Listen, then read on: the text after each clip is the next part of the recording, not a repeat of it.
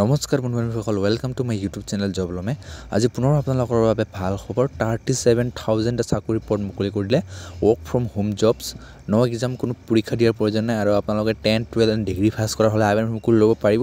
grade 3 আৰু grade 4 লেভেলৰ আপোনালোকৰ ভেকেন্সি মুকলি কৰি দিছে যদি ভিডিওটো ভাল পায় লাইক কৰি ৰাখিব আৰু সাবস্ক্ৰাইব কৰি ৰাখিব এনেকুৱা জব ৰিলেটেড ভিডিও পাই থাকিবৰ বাবে তো ব্লগ ভিডিওটো আৰম্ভ কৰোঁ ইয়াত আপোনালোকে দেখিবলৈ পাইছে Reliance retail recruitment 2025 apply online no exam তলত স্ক্ৰল কৰিলে আপোনালোকে দেখা পাব job release by Reliance retail মানে জবটো ৰিলিজ কৰিছে ৰিলায়েন্স সকলে এপ্লিকেশ্যন মোড আপোনালোকে অনলাইন আবেদন কৰিব পাৰিব আৰু এপ্লিকেশ্যন অনলাইন ষ্টাৰ্ট অলৰেডি হৈ গৈছে তো লাষ্ট ডেট আপোনালোকে এজ পসিবল মানে সোনকালে লাষ্ট ডেট উলাই দিব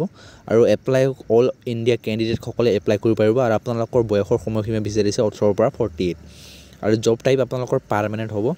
আৰু এটা এপ্লিকেশ্যন ফিজ ক'বলৈ গ'লে আপোনালোকৰ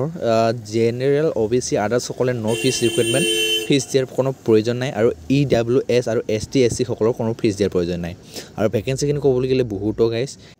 associative executive associated part time check out ইয়াত গাইছ আপোনালোকে বহুতো ভেকেন্সি দেখিবলৈ পাব ইয়াতে লিখা আছে SATA good receiving non food front of house check out FST other department customer service business operation বহুতো গাইছ আপোনালোকে ভেকেন্সি দেখিবলৈ পাব আপোনালোকে যদি ইণ্টাৰেষ্ট হয় আপোনালোকে যদি এলিজিবল হয় তেন্তে আবেদন কৰিব পাৰিব এটা বৃহৎ অপৰচুনিটি হয় যেহেতু বহুত